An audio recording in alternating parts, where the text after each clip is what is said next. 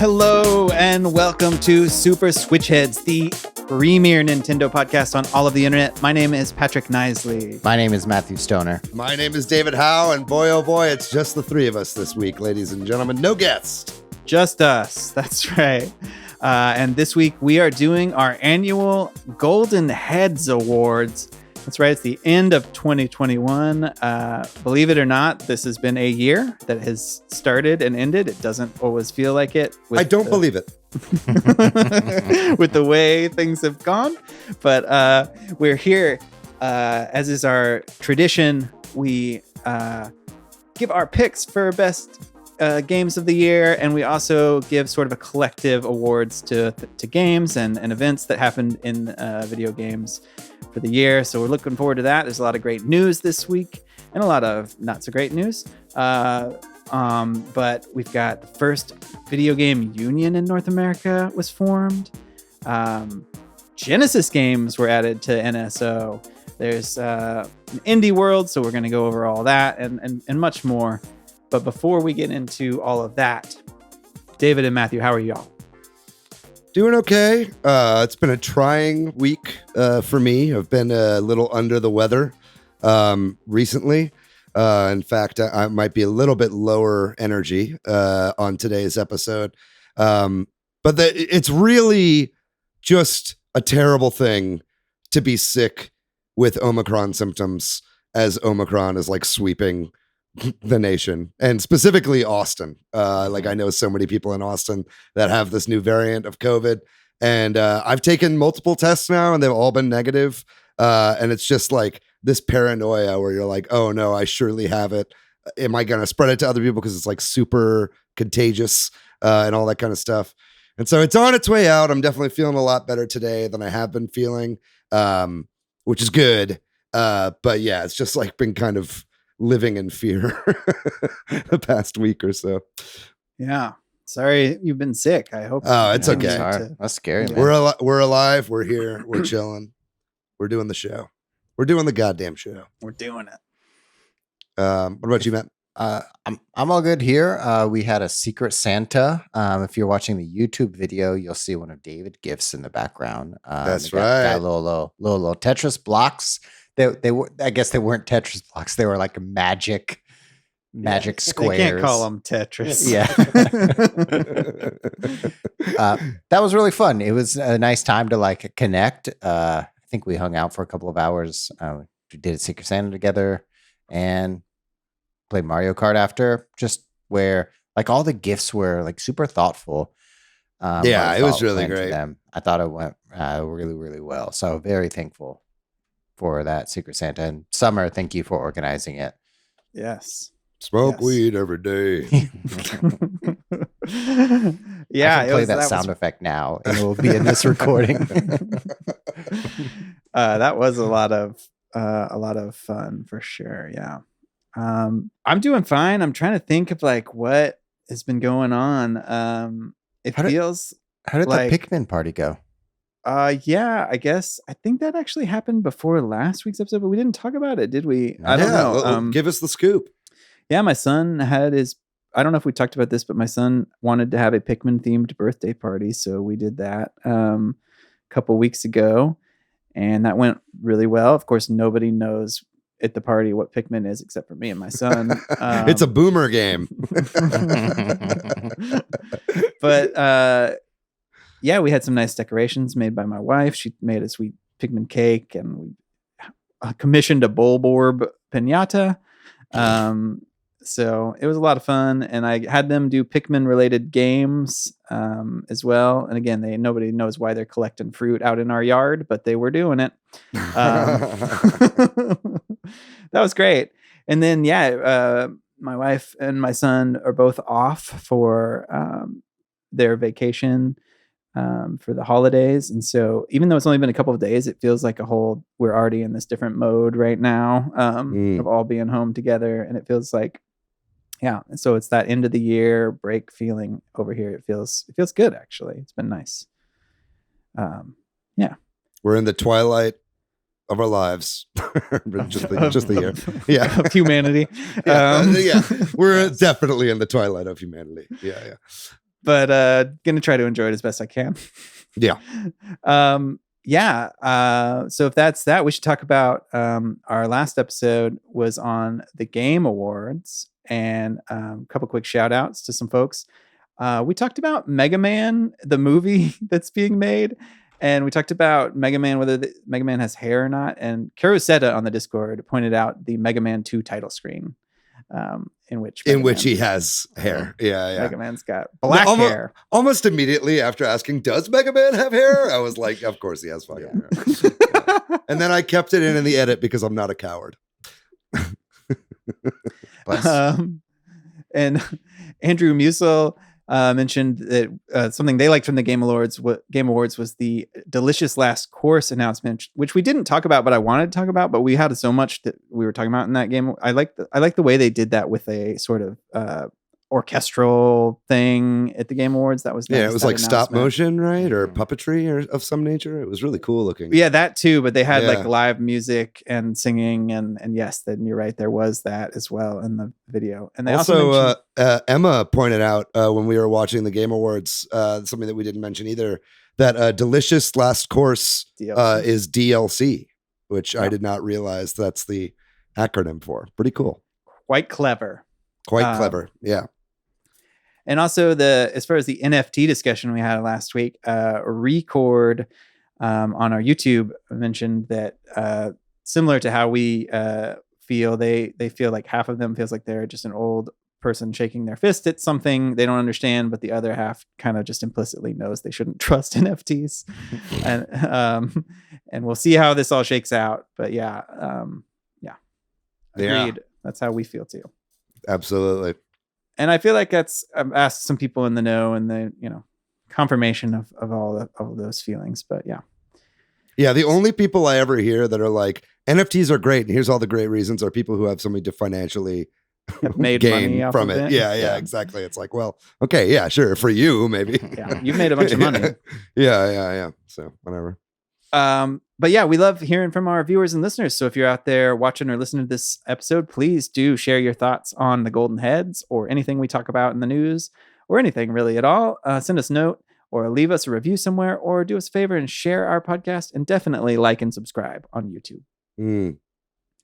And we've got some news and rumors to go over. So first up, on theme, if you will, with this episode is the newish thing. I think maybe last year was the first year Nintendo did this Nintendo Switch year in review. Maybe it's been a couple of years now. I'm honestly not entirely sure.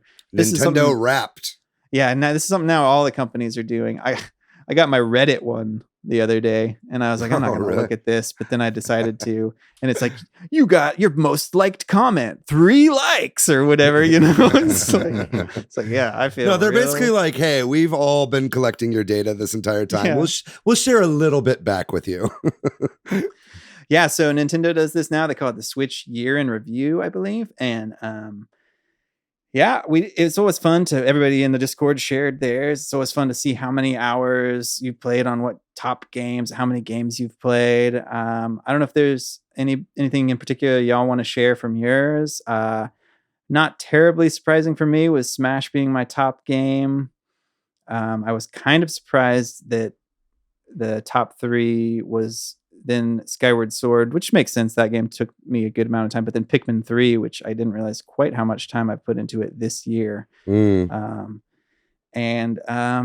know. It's always kind of interesting. They do give you like the monthly breakdown and stuff to see which months you weren't gaming much or you were doing a lot of, and kind of correlate that with stuff. Anything out of yours you thought was interesting in terms of any of that y'all want to share? I mean, October was off the fucking charts for me this year. I was trying to figure out exactly what that was. I mean, it was like, Dread?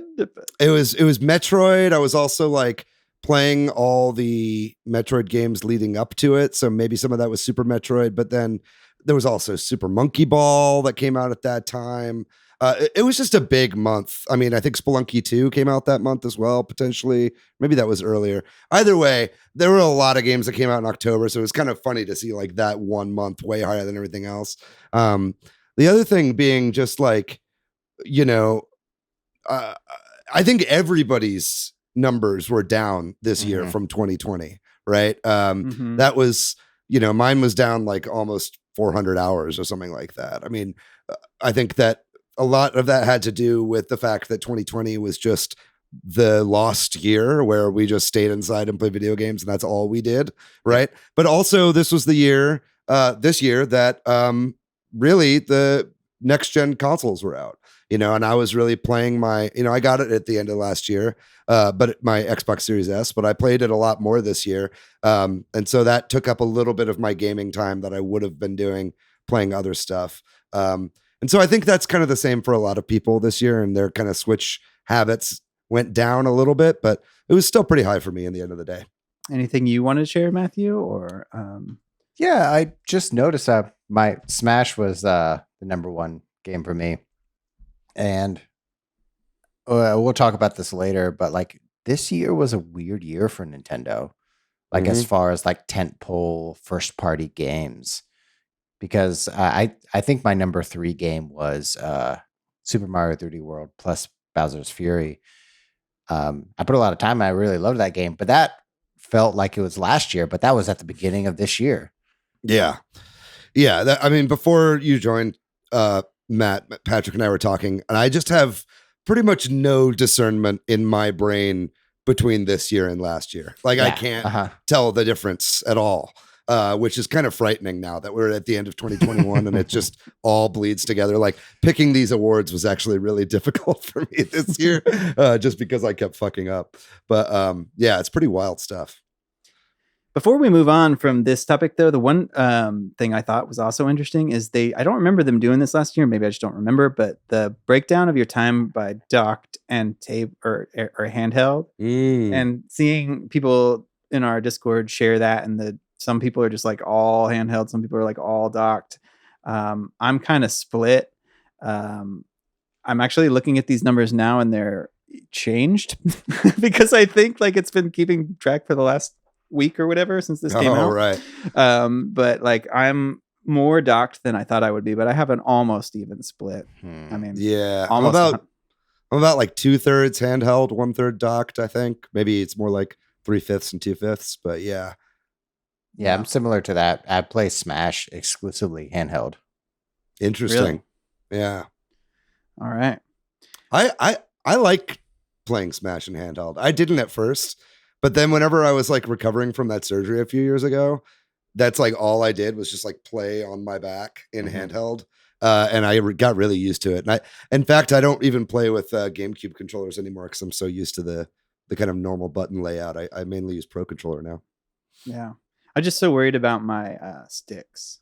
Yeah. I feel like I can't do it. I don't want more drift. But we'll move on to a big news thing that happened this week, which was the Indie World Showcase. It was announced and happened on December 15th, I believe it was. And this was personal opinion, obviously, but like I really thought this was a really great Indie World Showcase. I enjoyed this one quite a bit, and there are a number of games out of this that I am interested in playing. We'll talk about some of the big ones. They opened up with a game called Sea of Stars, which is made by the same developers from The Messenger, and apparently is even set in the same universe. And I think it was a Kickstarter game and that kind of stuff. And they closed with a game called Omori, which is another Kickstarter game based on a webcomic, I think, from an artist, and sort of a long delayed game, as I understand it. And there were a number of other really interesting, for me, games that were announced throughout this, but not to dominate here. What did y'all think about this overall, or what were some of the standout games for you in this? To me, I didn't really find too many of these to be that big of standouts for me. I think Sea of Stars was the one that looked best to me. And even then, it's just really because of Yasunori Matsuda doing music on that game, which I'm a big fan of the Chrono Cross soundtrack, obviously. And so that was exciting. And I love The Messenger, so I think it would be cool to play another game by those devs. But yeah, that was kind of the standout for me. It was kind of a middling, it was like a C for me, Indie World. I wasn't that excited about any of them. I know people are excited about Chicory, but I have not played Chicory, so I'm not super familiar. Yeah, similar response is I am excited to play Sea of Stars, but generally I I don't know if these games appeal to me. I don't know. It's I don't so know what I subjective. want these days is what I'm saying. Yeah. What do I want? I'm having that problem as well. Just like Fair so, too. I'm a little overwhelmed sometimes by all the games that are currently out right now. Do I even like gaming anymore? I quit. Yeah. See y'all later. We all quit Switch Headz on 3. 1, 2, 3. We quit. Patrick didn't say it, so he's I still didn't in. say it. Patrick's holding down the Just fort, me. baby. Super Switch Head is what the show is called. That is a fair statement, right? Like, you know, that there's just so much media to consume. We don't necessarily need more. There's so many things that I've not gotten around to, but it's all very subjective. For me, watching this, I was struck by, obviously, we talked about Sea of Stars. The next game they showed off, Locomotive, is sort of a point and click looking train game that gave me some real throwback to early PC gaming vibes, which I loved that time. So I was kind of into that game. And also the game Endling, which is you play as a fox trying to have your cubs survive, like the last fox on Earth. Appealed to me for multiple reasons. Too sad for me to play. Can't do it.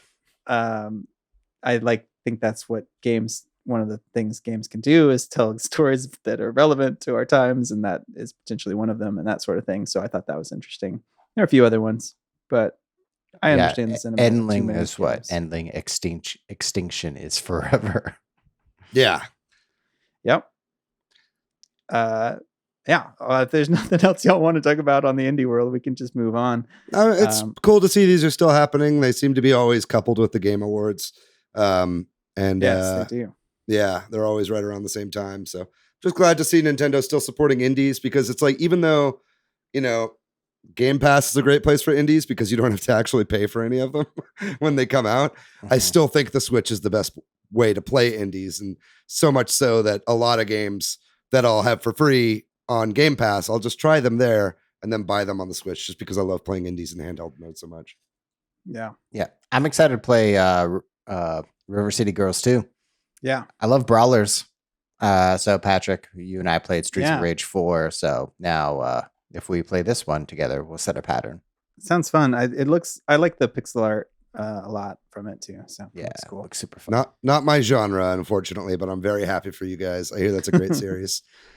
Well, moving on from the indie world, what is your genre? Is a new Picross game got announced. We got Picross S7, the 8th or so Picross game coming out for the Switch, because there's that Mega Drive. Is there more than that? There's a 10th or something? There's 7 mainline ones now.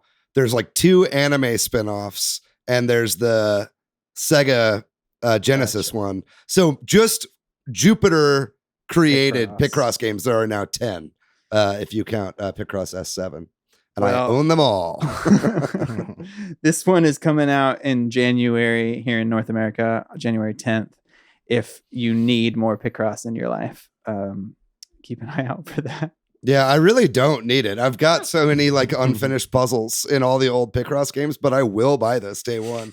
The difference, the new addition in this one being that you could finally use touchscreen controls, which how is that not been in any of them? Well, I mean, you would think that it would be the ideal way to play, but it's because the boxes are so small, you really need a pretty specific sized stylus. Gotcha. And honestly, the way the Switch is laid out, it's not like a DS where it's comfortable to hold with one hand and use a touchscreen. So we'll see. I mean, I'll try it out, but I'm anticipating that button controls will still be the best way to play this game, to be honest. Gotcha. That makes sense. Well, another bit of news that's interesting is there was a Nintendo patent, and I think this patent may have been actually filed a while ago, but has come to the forefront recently, that shows a gameplay mechanic that Nintendo patented that seems very relevant to the footage we've seen from the Breath of the Wild sequel, and that is that it seems to show a character going through a platform vertically. And so people have been poring over this patent and kind of the way that what we saw in the most recent trailer from E3, where they kind of we saw that a little bit, right? Mm-hmm. Kind of phasing through the ground to get up to the floating islands. Yeah, and falling like backwards almost, like so I don't know if this means anything, but if it excites you and you want to get into Breath of the Wild sequel speculation, definitely Google it and check it out. I don't know if there's a lot to be gained from looking at it, but it's definitely interesting to see. I hope we see this in the sequel to Breath of the Wild, or whatever it will be called. The best part, some of the best parts of playing games like Spider-Man is doing all the acrobatics to really immerse yourself, to really add some of the charm and the character and the personality to the game. So a lot of these patents, there's a second patent that shows that you might incorporate some moves or movements inspired by, acrobatics. You can like dive or jump backwards and then shoot your bow. Anytime I really enjoy a game that adds a lot of flourish. Totally. And it seems like some of these might be involving time mechanics as well. If I'm understanding them correctly.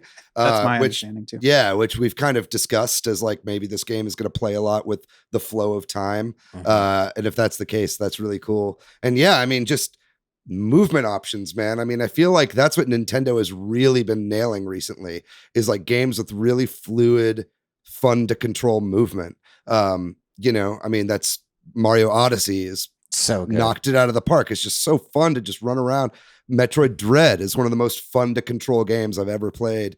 So if they can bring, because I feel like that was kind of maybe one of the problems with Breath of the Wild. I mean, I love being able to run around and all that kind of stuff, but the way that you actually have to use the run button and everything, it kind of makes some of the movement feel a little less than fluid. So if they can bring a little bit of that fluidity into the movement into Breath of the Wild, which is already such a fun game to just explore in, having the ability to then also do really flashy shit just as you're just doing your normal day-to-day activities, I think that would be really awesome.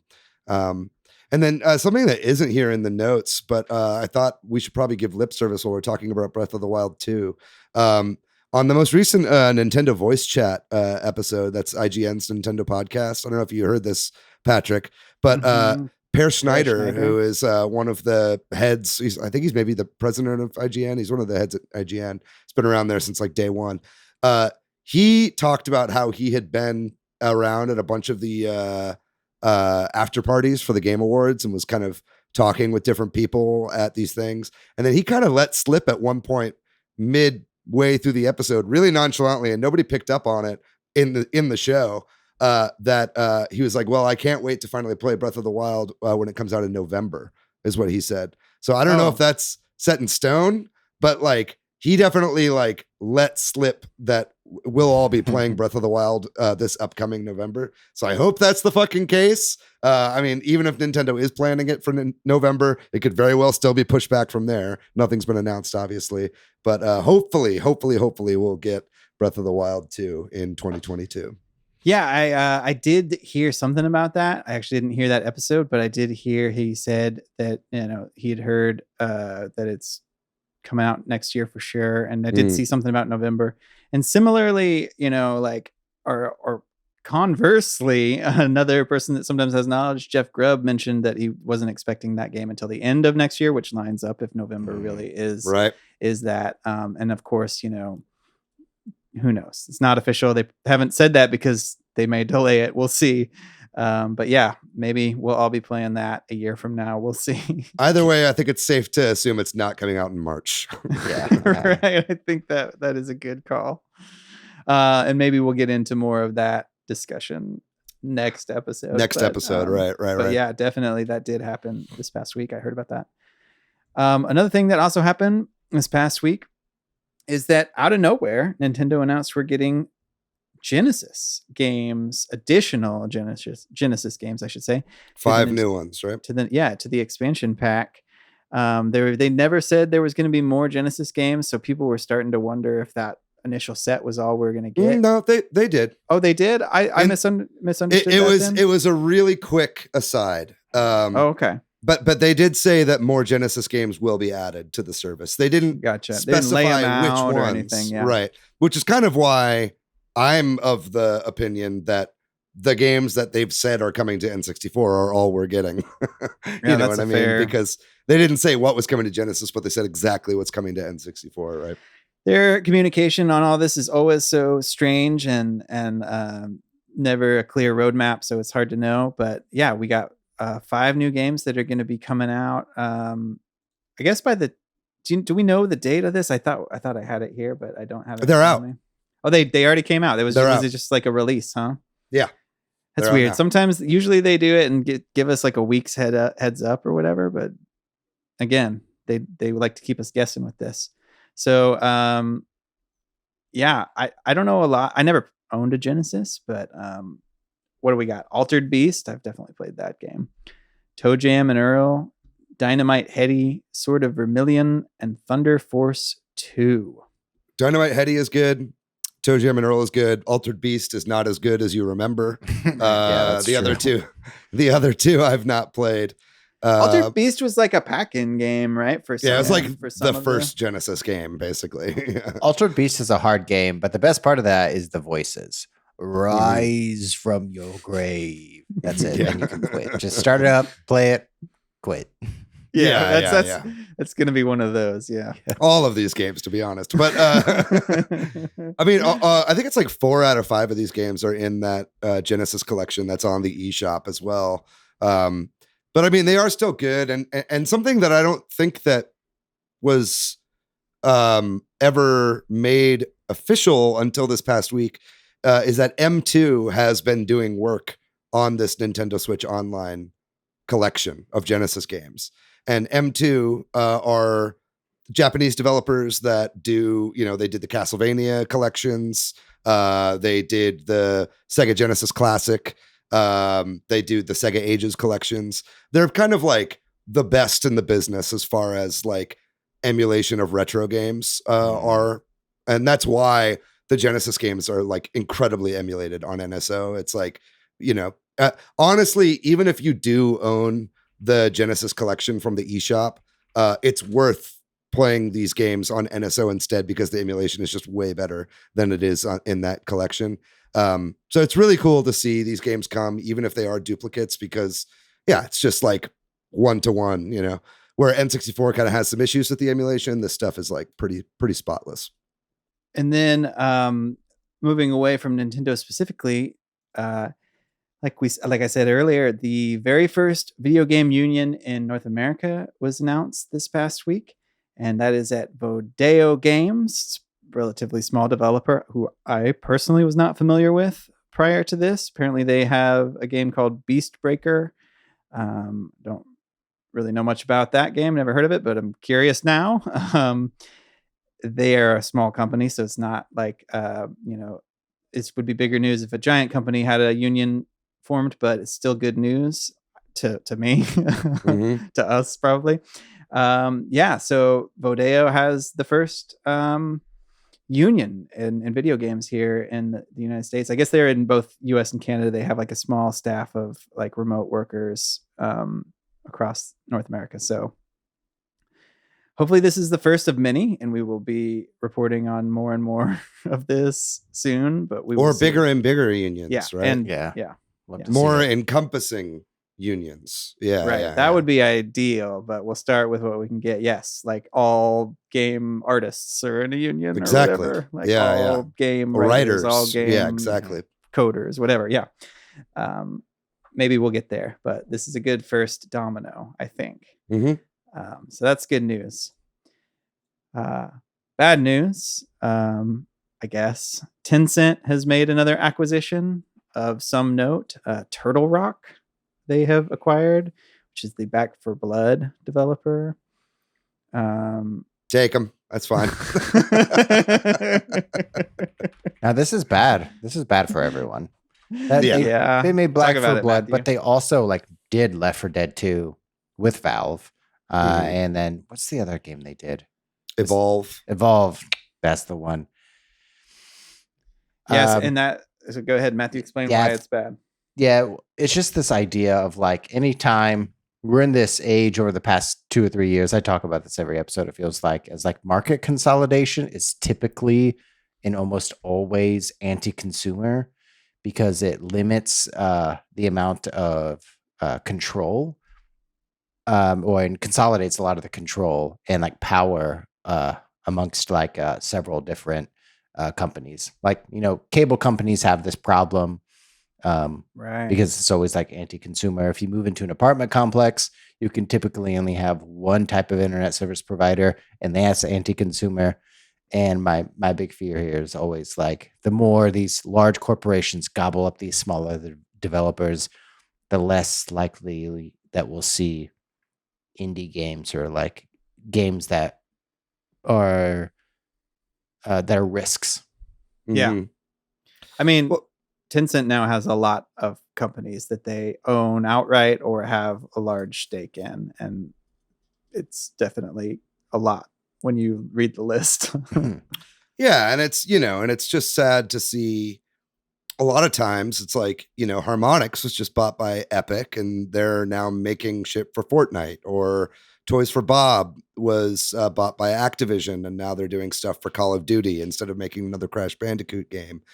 So it's like a lot of times you see people get sucked in and then literally, like any kind of autonomy they would ever have is kind of stripped away. And now you just have to make content for these big behemoth games as a service games. And that's certainly going to happen with a lot of these Tencent acquisitions, because Tencent is like majorly into the gacha cell phone game market. And I can see a lot of these people being put on projects like that. And so that's just really unfortunate. This is something we're seeing massively in the movie industry. Major studio acquisitions, there's only like 2 studios left, the rest are all the big tech companies that are trying to weasel their way into the game. So it's sad to see this kind of stuff. Turtle Rock, I'm not shedding any major tears over. I mean, I know Left 4 Dead has a lot of fans and it's been a while since they've made a game that I've been excited for, but yeah, you hate to see the Tencent Hydra grow bigger at this point, personally. Well, our last bit of news here for this episode is about Nintendo Minute, which I think we've talked about once or twice on the show in the past when something's happened on that was of note.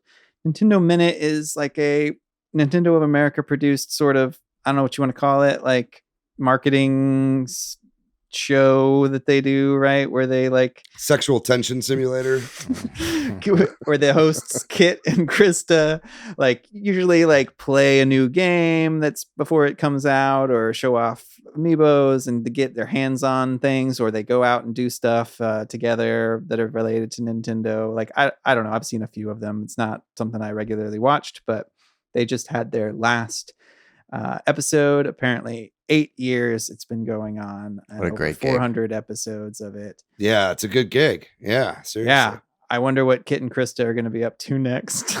Not really. Oh, but I imagine they were good. just Nintendo employees before this anyway, right? Like Yeah, they're probably in like marketing or like right. PR, or maybe they were just acting talents who got hired for the gig. I don't, Yeah, maybe. I'm not sure, but I imagine they're going to go on to host other things or do things. They probably after this or they'll just live off that sweet Nintendo Minute money. That's not a thing. It's their salaries that they were living off of, I'm sure. But yeah, I mean, every region live it up. Yeah, exactly. Every region of Nintendo like has their own kind of thing. You're telling me there's a Kit and Krista in Europe? And in Japan, anyway, it's like these 2 Same Japanese names. dudes that like they always wear the same clothes. They're kind of like weird Mario and Luigi clothes style things, and they play all the games and that's kind of their own version, and they do it kind of like a Japanese game show, right? Like I subscribe to the Japanese Nintendo YouTube account because I find it funny to watch these videos. But I mean, they've been doing stuff like this forever, and so this was kind of our version. So I kind of wonder what they'll replace it with, because I don't see them just not having something going forward. Do you? I could see them not having something. Me too. I think they'll have something, and I know I'm forgetting her name right now, but maybe I should look it up. But someone who used to be at IGN and was on the Nintendo Voice Chat show recently got hired at Nintendo as a video content producer or talent. So I imagine they'll be doing something similar to that. I think that like their podcast, the Nintendo Power podcast, has been pretty successful as well. So I could see something like that, maybe moving into more podcast style content on their own. And if so, fucking Nintendo, what the hell, dude? Just hit us up. We're here. Yeah. We've been waiting. We're right here. Yeah. We're ready for the gig. We're ready I will for be your- Dougie. I will be your Krista, and you can be my Kit. Sorry. Yeah. Yeah. And Matt's the Switch. I'll take it. But seriously though, good for them. You know, it wasn't always the most like informative or entertaining of a show, but but good for them. Good for them. And it's like, you know, and it was quite the gig. And it's like, you know, I'm gonna miss seeing their weird faces pop up in my YouTube feed, and more power to them. You know, I mean, I think it was like it's the end of an era for sure, and good for them. For sure. All right. Hit us up, Nintendo. We're ready to work. So that does it for our news and rumors. When we come back after this break, we're going to talk all about the best things that happened this year and give out the Golden Headz Awards.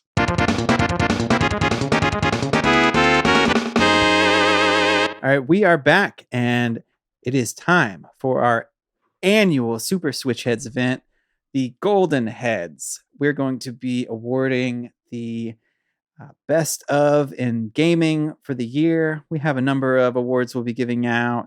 And also we're going to each give our pick for various categories of best of for the year. Before we get started, though, first of all, I have to acknowledge that, David, you have changed. Astute video viewers will note as well. That's right. Just another reason to subscribe to us on YouTube, where we do the video version of this podcast. You know, I would have felt bad. I mean, this is not a tux, okay? And yes, you may argue that I look dressed more like a Super Smash Brothers commentator than I do an award show attendee. But I would feel bad after giving so much shit to the Game Awards last week for them not wearing fancy clothes, to not dress up at least a little bit. So I decided to put on a suit and tie for this. So yeah. If you're a podcast listener, on the video version, we are representing all different fashion choices for Game Awards. We have David and Patrick being the bottom of the barrel. Yeah. Patrick in a t-shirt representing all a dirty hat. Yeah. Yeah. I will not lose the hat though, because I did not shower today. Well, real briefly, just to clarify what we're doing for everybody that's listening to this or watching David in his beautiful suit. So every year we do this, we are going to be giving out some awards known as the Golden Headz. And those are awards where we'll each kind of go around and read off the nominees for a specific award and announce a winner. And then we're going to be also giving out our pick for certain categories as well, where we'll go around in a circle and each give a pick for something. And all of the awards, unless obviously otherwise, are games that came out this year on the Nintendo Switch. That's correct. Or at least Nintendo platforms. Or Nintendo platforms. Which but at this could point, only really be the Switch. There's not much. And maybe like mobile? I don't know. Yeah. Pikmin Bloom wins it all. Niantic, fucking, there you go.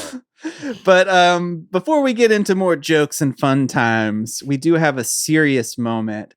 And for that very serious moment, I'm going to pass it over to Matthew Stoner. Hey, that's me. Thank you for handing the baton to me. We've gained a lot this year in 2021, but man, we also lost a lot. So in this category, this is our in memoriam category, the games that have came into our lives and then were taken away for some unknown reason. And the nominees for, oh no, there's no nominees. It's not an award. We want to pay tribute to these games this year for in memoriam. Super Mario Brothers 35, Fire Emblem, Shadow Dragon, and the Blade of Light, Super Mario 3D All-Stars, Dr. Mario World, Nintendo Minute, Nintendo Direct Mini Partner Showcase. Hopefully. If all goes well, those are dead. Thank you. A moment of silence. Thank you. Thank you. All right. And we have our first Golden Headz award to give out. And this one is for the best Nintendo remake, remaster, re-release category, also known informally as the Grab and Slap Award. The nominees for this award are For the 2021 Grab and Slap. Super Mario 3D World, the Famicom Detective Club games, Miitopia, Legend of Zelda Skyward Sword, and finally, Pokemon Brilliant Diamond and Shining Pearl. A lot of remakes, remasters, re-releases this year. Also, no real grab and slaps there. Those all had some work put into them. Yeah. Some work. Yes, that's true. And the award is going to Legend of Zelda Skyward Sword this year. I don't know how we feel about that, but that's what gets the award. I see a little bit of a hesitation on David's part. Do you feel like that was controversial? Unfair? Controversial. I mean, adding in button controls was a game changer. It got a lot of people to play the game. It got a lot of people to play it. I mean, Brilliant Diamond and Shining Pearl, while not a great game, in my opinion, is a complete ground up remake, right? Or rather than an enhanced port.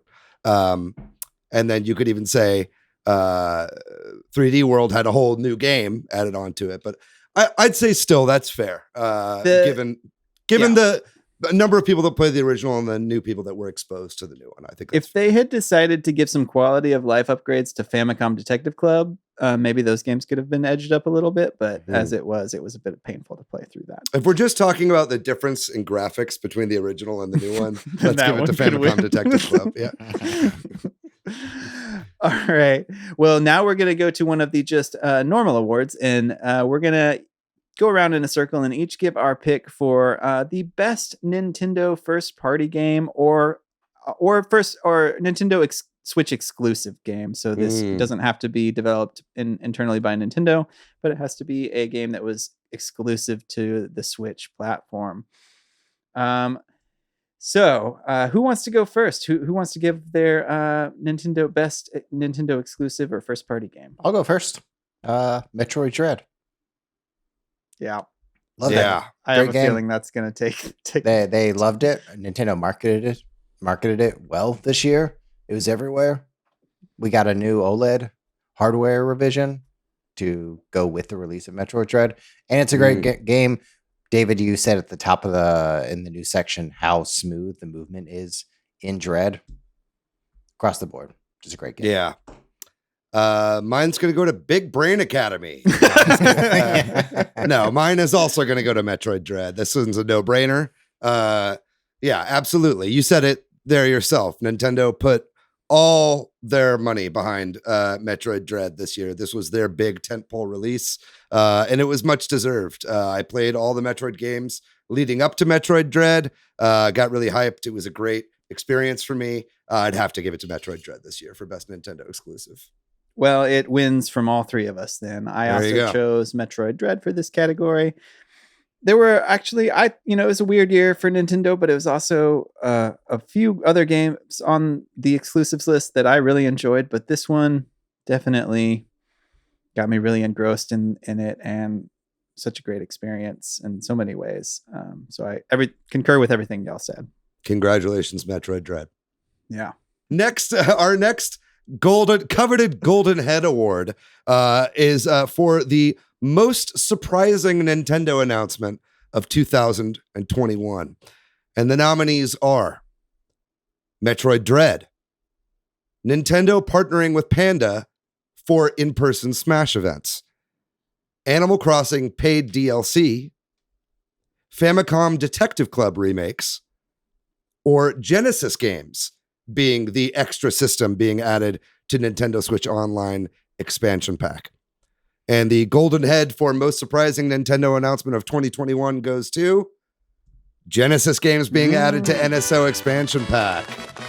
In a year where we were fighting over whether or not it would be Game Boy Advance or Game Boy games being added, or N64 games, Nintendo surprised us all by saying N64 and Genesis, something that nobody saw coming, which completely threw out all the fan-made theories as to what would be coming to NSO next. And now it's truly anybody's game as to what happens next with the service.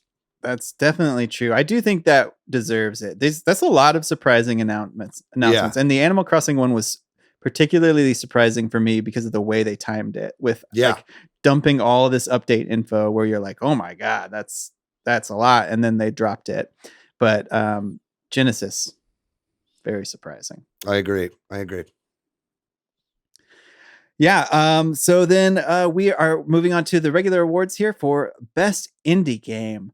So I'll be honest, this is a tough one for me, but we're going to be going around and giving out Best Indie Game that came out on the Nintendo Switch this year. I have to admit, I don't think I played an indie game that came out this year. Really? I didn't. Wow. I've gone through my like, I keep track of the games I've played. I've tried this year to be really careful about buying games. And so I bought a lot of games for the podcast, to play, but I don't think I bought any new indie games. I almost. Wow. So you're a games writer and you don't even support independent. I played a lot of indie games that I bought in the past and I bought on sale indie games. Yes, I'm a terrible person. Yeah. I'll admit it here. But the Golden Head for Hypocrite of the Year goes to Patrick and Matthew, because Matthew also is the same way. What? Oh, really? The fuck, really? Guys? We should have just cut this category. Yeah. No, well, I'm going to give my shout out for Indie Game of the Year because I'm a please good boy. Do. And I like to support fresh voices in the games industry. There are many games indie games, like Garden Story, Eastward. They came out this year on Switch. I played none of them. You didn't play them.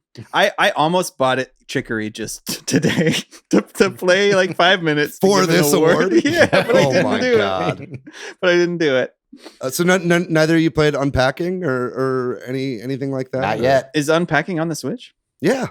Oh, it is. Yeah. It's on my to-do list. Well, I'm gonna give you guys my indie game of the year. Because give us your top 3.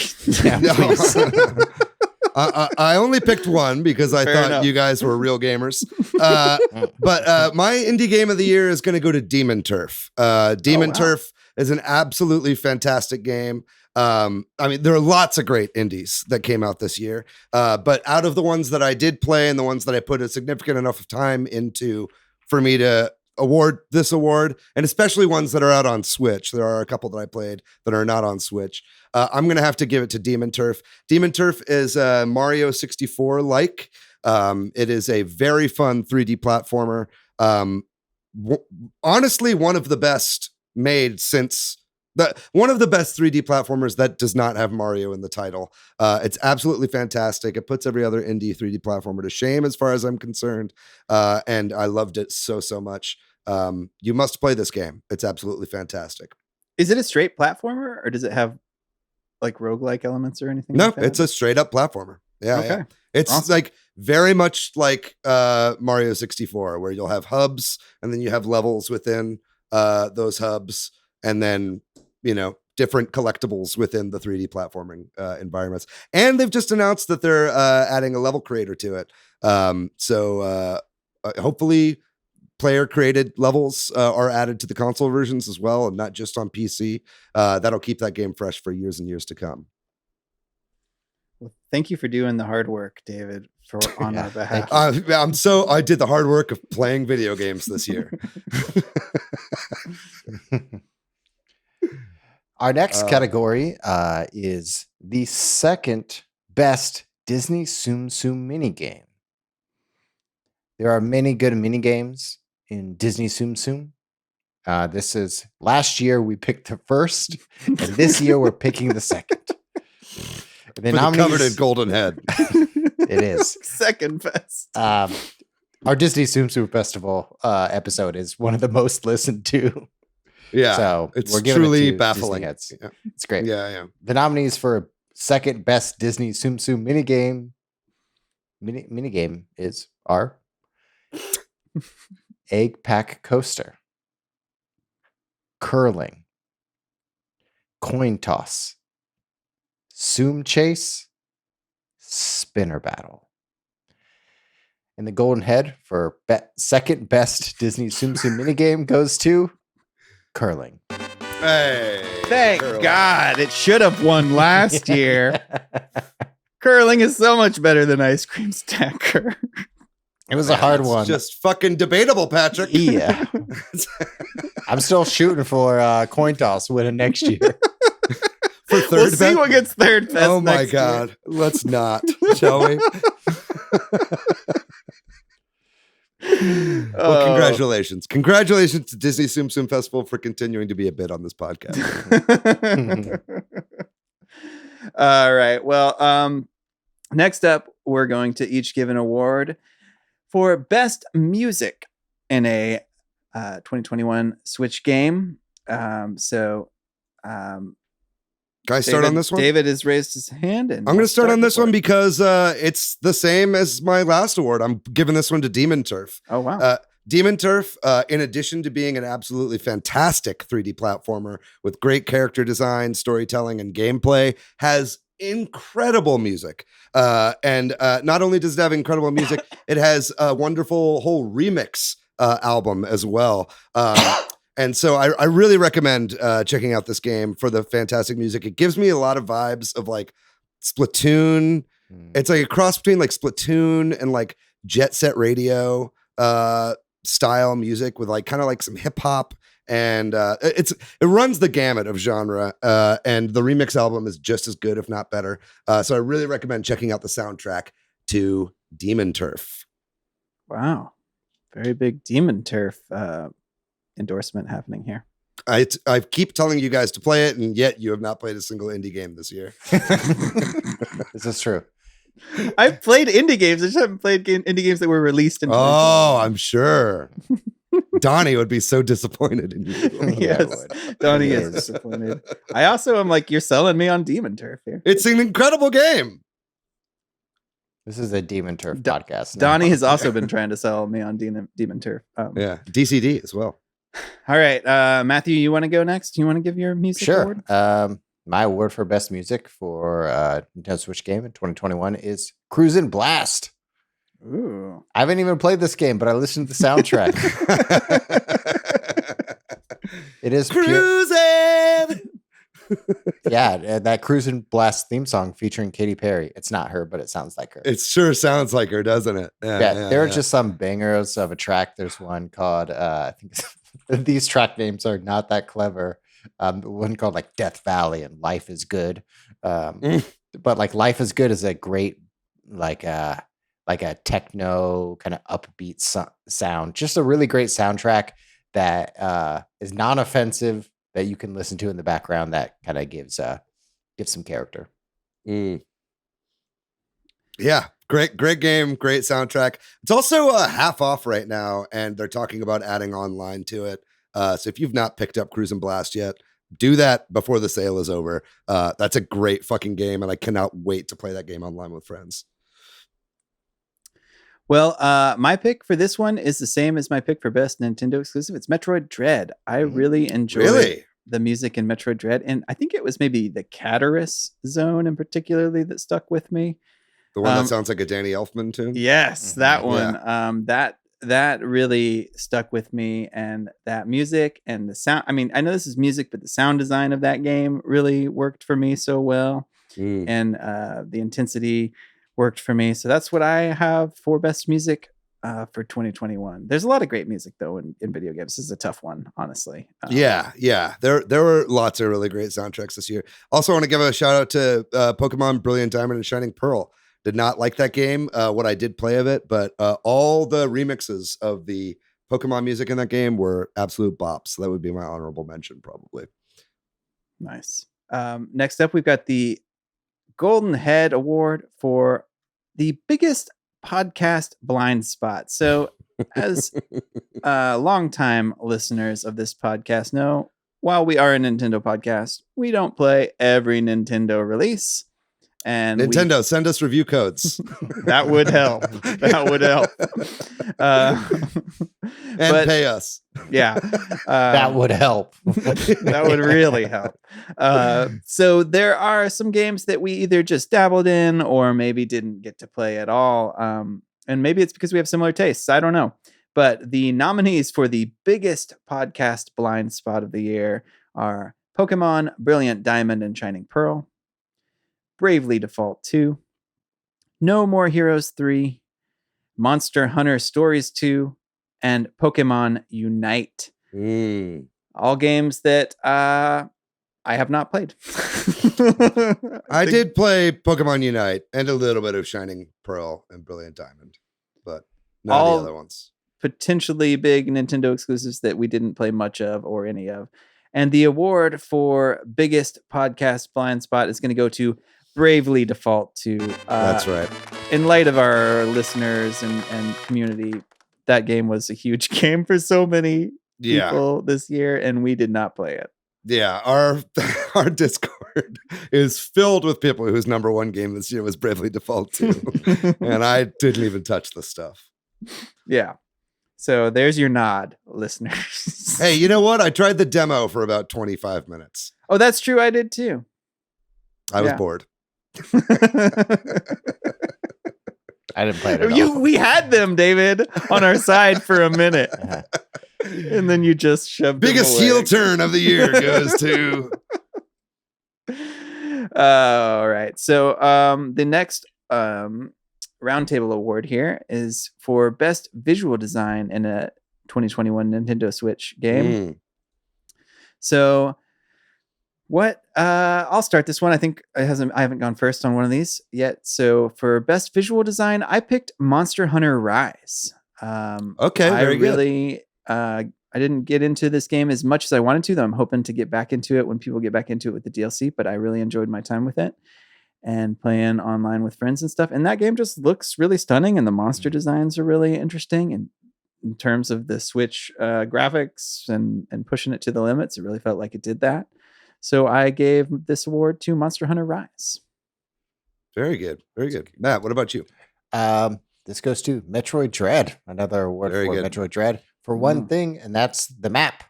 The map had great visual design, UI aesthetics, made it really easy to navigate if you are new or a seasoned veteran of the Metroid or Metroidvania series or genres. I just really love the design of that from the game itself all the way down to the UI. That game was pretty. I definitely did. I thought about giving it to that too, but I was like, I can't give it all to Dread. Yeah, you can. Yes, you can. Yeah, you can. Yeah, there's no rule that says you can't give it all to Dread. But I mean, Dread was my initial pick as well. So I want to give it a little bit of lip service real quick before I say my actual pick. I just thought visually that game is an absolute feast. While I was actually a little underwhelmed by the soundtrack to that game, the visuals did not let me down. I thought the environment design was like top notch in that game. Great use of environmental storytelling, and just everything about it just popped. And it being an OLED launch title was purposeful, right? It was a very good game to launch with that. But I'm going to have to give best visual design, and this might be a little controversial, but I'm giving best visual design to ND Cube's Mario Party Superstars.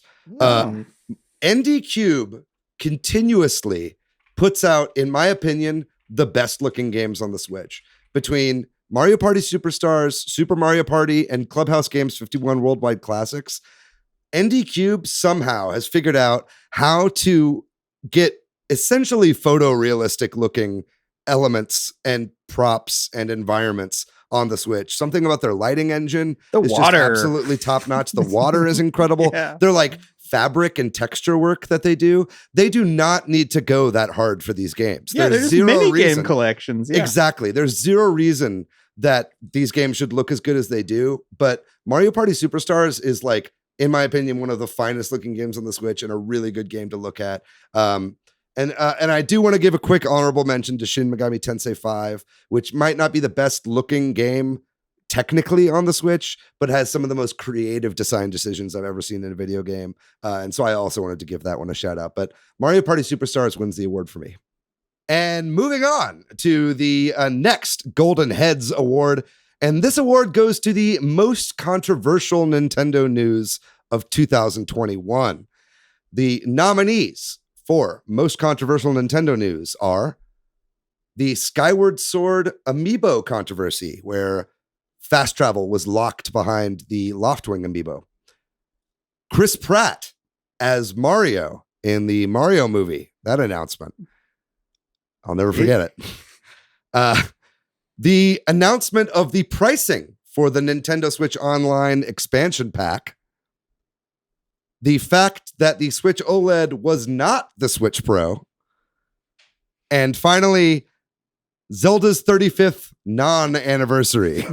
Everybody expecting. So I guess the last two are really lack of news.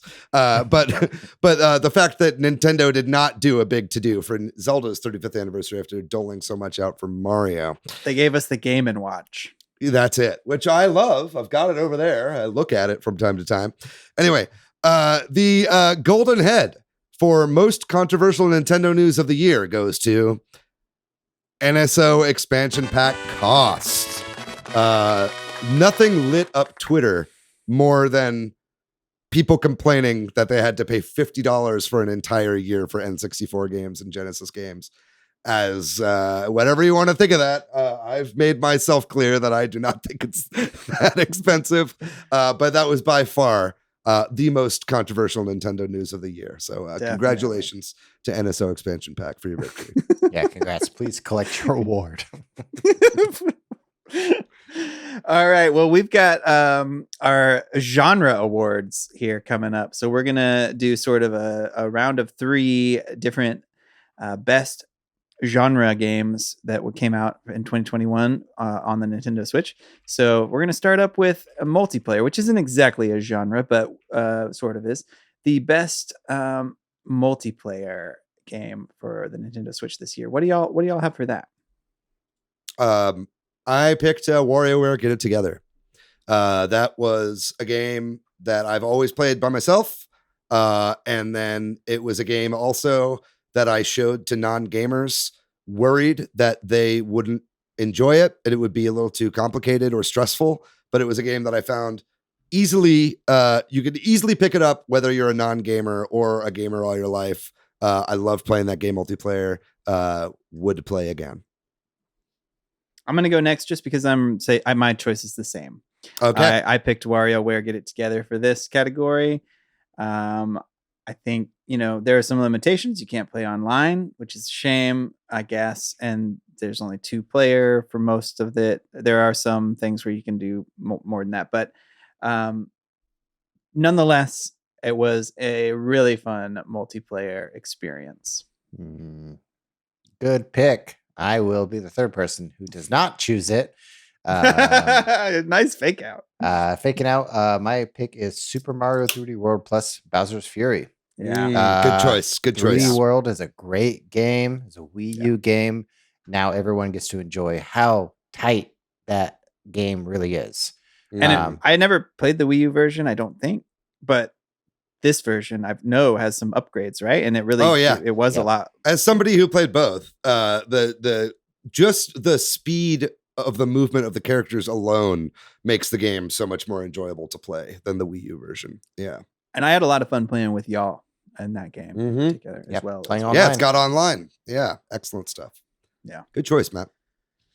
So we're going to go around the room now and give our pick for best RPG game that came out on the Nintendo Switch this year. I feel like this one might be a blowout. You think so? I mean, I'll tell you mine. It's Shin Megami Tensei 5. Shin Megami Tensei 5, first time playing a Shin Megami Tensei game, absolutely blew me away. I'm still working my way through it. Definitely not done, but I was beside myself with joy every moment that I played that game, and I can't wait to get back into it.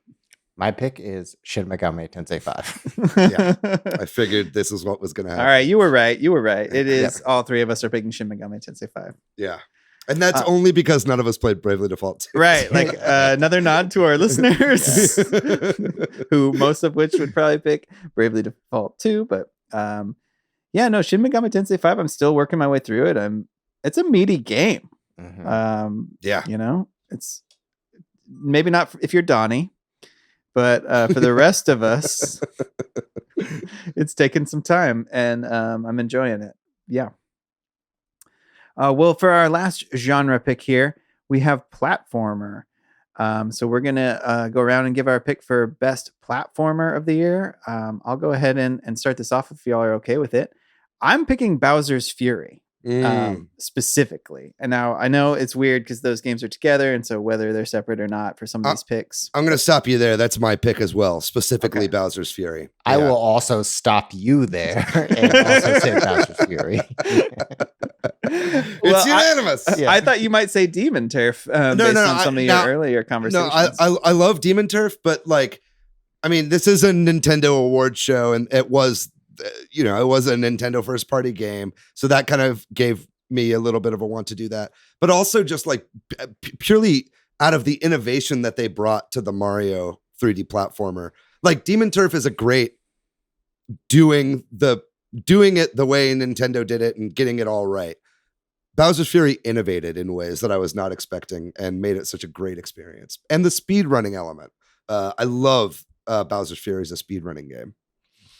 I honestly, we haven't had a chance to really talk about Bowser's Fury yet, so I want to spend a minute on it. I love that game. Like, it's so good.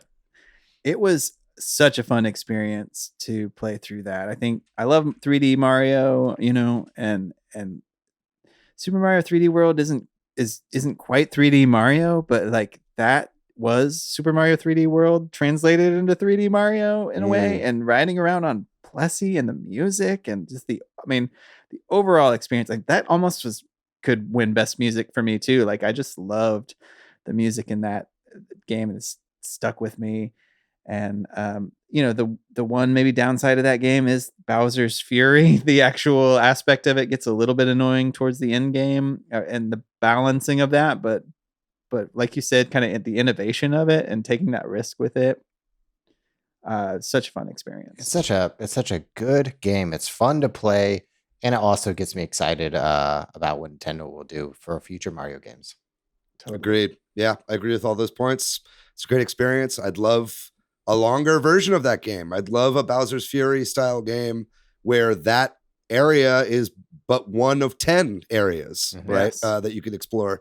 If they brought in Bowser's Fury elements into Mario Odyssey 2, I would be pleased as punch. Yes. Moving on to our next category for Golden Headz for the best DLC or downloadable content / free updates. The nominees for best DLC free updates are Animal Crossing New Horizons, Mario Golf Super Rush, Super Smash Bros. Ultimate, New Pokemon Snap, and Hyrule Warriors Age of Calamity. Lots of good ones out there, paid and free. But the winner goes to Super Smash Bros. Ultimate. Yes, tough. You got to category. give it to them. You got to give it to category. them, right? It's the end of an era. You want to talk end of an era? That's the end of an era. Yeah, it is. Yeah. Yeah. I mean, this year we had Sephiroth and Kazuya and Min Sora. Min. Those are three big ones. Yeah, Was Sora. Min Min this year? No, Min Min was technically last year, I think. Okay. Min Was that Min like and November? Steve came out last year. Gotcha. How Sephiroth does time came out. work anymore? I don't know. Yeah. I'm not convinced. it Sephiroth exists. might actually have been last year too. Now that I say that out loud, so it might have just been Kazuya and Sora, but Sora and that ending of it was a big ending. Sephiroth had to have been this year. Well, it was announced at the Game Awards last year, Oh. which is in December, so it Wow. might have actually come out right before the year. Now that I said that out loud, and then I realized December 22nd of last Yeah. year. Wow. So it's eligible for the Game Award this year. But got to give a nod to Animal Crossing. The update and the DLC there has really brought me and a lot of people back into that game. Pokemon Snap came out of nowhere. Nobody was Yeah. expecting it. That one Plopped right in our also, laps. that one also feels like just a real nice freebie. You Mhm. know what I mean? Like the Mario Golf one felt like they gave us the expectation of it, and so we knew. Yeah, it was because they coming. released like half a game. Yeah. yeah, and they said it was coming, but the new Pokemon Snap was just kind of like, oh, more content. Yeah. Mm-hmm. That's another conversation we've already had. Yeah. We did a whole episode on that shit. Well, this brings us to the individual categories. We're each going to give an award for something that we know best. Mm. And this is sort of a standard thing we do. David is well known for being into roguelikes or roguelites, whatever you want to call it. The game Rogue. Inspired. I only play the OG. Yeah, we've also got an episode on this just to discuss what this means. But David, do you have a best roguelike or roguelite of 2021, or do you want to? I tell you, this is tough. This is tough because two of them, which should win and would be head to head, I kind of don't want to give them the award because they came out on other platforms last year. And those would be Spelunky 2, which is probably one of the finest games ever created of all time. Spelunky 2 is absolutely incredible. Seriously, one of the finest video games ever created. Just from a technical standpoint, it's really incredible. It came out on the Switch this year. If you have not bought Spelunky 2, what the fuck is wrong with you? I truly don't know. It's an incredible game. Everybody should play it. It's very hard, but if you stick with it, you will agree with me that it's one of the finest games ever created. The other one, Binding of Isaac Repentance. An incredible expansion to the Binding of Isaac Afterbirth Plus, which is now finally on the Switch, adds tons of content, all of it good. Somehow they've managed to make the game still very balanced. Binding of Isaac and Spelunky are two of the finest roguelikes of all time. They are stalwarts of the genre, and I would be remiss if I didn't mention them. Now, they both came out last year, so I don't feel totally comfortable giving the award for that. So instead, I'm going to give it to a game that did come out this year that's on the Nintendo Switch, which is One Step from Eden, which is a game I talked about recently, which is just a fantastic roguelike that uses Mega Man Battle Network style battles mixed with Slay the Spire style progression. And if you enjoyed either of those games, you'll love this game. It's fantastic. That having been said, if you're going to buy any of the games that I've just mentioned, the first two you cannot go wrong with. But I got to give credit to One Step from Eden. It was an absolutely fantastic game. Totally caught me by surprise, and I can't wait to play way more of that game going forward in the future. Great time to be a roguelike fan. And also honorable mention to Loop Hero, which I have bought but have not put enough time into for me to consider it for this award. But I'm very much looking forward to playing more of that game in the future once I can stop my crippling Picross addiction. Next, Matt, would you like to hit us up with your best VR/PC game of the year? Yes, absolutely. I love VR. It's so fun to play. I Expect You to Die Too. It's a great puzzle game. There are many good VR games that came out this year, but the sequel to one of the greatest like escape the room style, Myst style games, I Expect You to Die Too, is so good. The voice acting is top notch. The puzzles are really, really fun to solve and really satisfying. The story's fun. You play a spy. So if you have a Quest or any VR platform, you owe it to yourself to play any games in the I Expect You to Die series. They're so fun. I love escape rooms. I wish they were cheaper and I would do them more. And I wish they rotated them more. But this is a game that I play through multiple times because it also has secret objectives. Also, Myst came out for VR this year. If you're That's looking right, for yeah. Myst on VR. Just play the You know, that would be original, yeah. David's pick. Yeah. Patrick, what about you? You have a category for you. Yeah, I'm going to give the category of best game to play with a small child, though my child is increasingly large. Maybe at some point we can't call him small, but Your child is Dave Bautista. So yeah, I play a lot of video games with my son, who is now 7 years old, and this one's a tough one. I'm going to spend some time on this, like David did, giving some shout outs and to some honorable mentions. I'm going to go ahead and pick WarioWare Get It Together to give the actual award to. Now, that being said, my son kind of drifted away from this game more, and I occasionally bring it up and want to play it with him. And I think if I forced him to, which you can't really do, we would actually have a lot of fun because he hasn't wanted Oh, to play because he's it. such a big Yeah, it's huge. child. You can't force him to do anything. You He's wanna getting put him bigger down? every day. Just Every larger. day. He's Drax from Guardians of the Galaxy. But we had so much fun at the launch of that game and for the first few weeks just playing those mini games and laughing at all the different mini games and trying to beat our scores and that kind of thing. But all the other games I'm going to mention aren't really games you can play with somebody. They're more single player games that he and I played in the same room, passing the controller back and forth or that kind of thing. So some honorable mentions to Game Builder Garage, which he really got into. And, you know, I could help him with minor things. And Great game. I was so impressed with the way that game transformed. Like You can make multiplayer games in that game. And he did, and then it was fun, but he did it.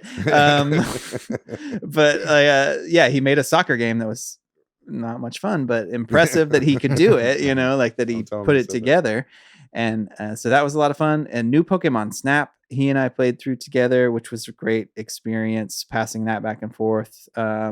And also this, which was the one that I would really give it to, but it is not a multiplayer game at all. And that's Skyward Sword HD. He sat by my side, and I don't know if I would have finished that game without my son encouraging me and wanting to see the next thing happen.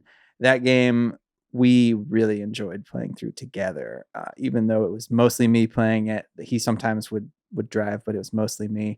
But it was such a great experience playing that game together, sharing Zelda with him in that way. So those are my honorable mentions. Patrick, we got our next Golden Head Award, right? That's right. So this is a not so fun one, but we've got the Golden Headz Award for the worst developer of 2021. There were a lot of terrible developer news that came out this year. A lot of developers. Let's say worst developer / publisher. Yeah, that's true. A lot of people did a lot of not so great things. So the nominees for worst developer / publisher is Blizzard Activision, Bungie, Mercury Steam, Ubisoft, Rockstar, and frankly, anyone doing stuff with NFTs and cryptocurrency. For God's sake, let's stop doing that. And the award for worst developer / publisher is going to go to Blizzard Activision for all of the continued bad news that comes out, their push against unionization, their sexual harassment, misconduct, and the fact the CEO still hasn't stepped down. A lot of bad developers out there with bad cultures and problematic things happening, but they deserve this award. Congratulations. And they're making Toys for Bob make goddamn Call of Duty games. Yeah. All right, so we've got another run of picks here. We're going to give a few non-Switch type related things, or not so much 2021. We've got a series here we're going to do, and the first one up is going to be our best non-2021 game played in 2021. So this is the chance that Matthew and I have to redeem ourselves on the indie front. Yeah, you better have a fucking Indian here, boys. It's Guitar Hero Beatles edition. Yo, Beatles Rock Band. I've watched like 5 different YouTube essays on Beatles Rock Band over the past week. I'm okay. Yeah. That's not my pick, but it's a great game. I fucking love that game. For me, like the best non-2021 game that I played this year was Outer Wilds. Love that game. Had such a good time with the story. I was lost and found in Outer Wilds. I played it on PC, but it's also available on Switch, and I'm excited. I think it might not have released yet. I think that game still hasn't come out. Is it really delayed again or whatever? Yeah, I think so. Yeah. Okay. But it will be coming to Switch eventually. Yeah, it still counts. We'll eke it on there. Love Outer Wilds. You owe it to yourself from a game design and narrative perspective to like play that game. Just the solar system and how the planets work in conjunction with the other, and the gravity just feels so good. I'll go next. Yeah. Mine's like kind of lame, but it's just a game that I played so much of this year with lots of different people, and that's Twinkle Star Sprites, the arcade game. And I've even played it before 2021, but I spent so much of 2021 with friends playing Twinkle Star Sprites. It's one of the most fun like couch multiplayer games you could play on the Switch, as far as I'm concerned. It's just an absolute blast from start to finish. Not that it has a finish, it's like a competitive game, but it's very, very good. I really recommend checking out Twinkle Star Sprites. Great characters, great music, great gameplay. It's an absolute blast. Patrick, what about you? What's your This is a tough one for me. I beat a lot of and played through a lot of non-2021 games this year, but I think I'm going to give the award to Phoenix Wright Ace Attorney Collection. I played through some of it last year, but I also played through probably 2/3 or so of it this year, early in the year, and that game just really made me appreciate visual novels, and was a big part of my first part of 2021, even though that's, as we talked about, feels like, was that this year? it's a decade ago. There's so many other games I could mention, like Neocab or Link's Awakening I played this year. Neocab's an indie, isn't it? Didn't it? It is an indie, but it didn't come out this year. It came out in 2019. So lots of games I played this year that I loved, but I'm going to give it to Phoenix Wright, the Ace Attorney Collection on Switch. You gonna pick up the great Ace Attorney Chronicles? I have been tempted to. I keep wanting to talk to Jay about it and be like, Jay, is it really worth me doing? It's one of those games I will eventually get to, I think, but so many games, as we've discussed. Yeah, and then so next up is going to be the best not on Switch game. So we've been entirely focused on games that are on the Switch, but we're switching it up now to talk about something we might have played elsewhere. What is your pick for best non-Nintendo Switch game? I'll go first on this one. Forza Horizon 5 specifically. Forza Horizon 5 absolutely blew me away. I still play it from time to time. It's a fantastic pick up and play racing game. Probably the best racing game ever created on this earth. Fantastic stuff. Yeah, just top to bottom, a wonderful experience. Some of the best graphics I've ever seen. Smooth gameplay, ease of online, all of it. Great stuff. I love to see it, love to play it, love to hear it. Forza Horizon 5. Very nice. I'll go next.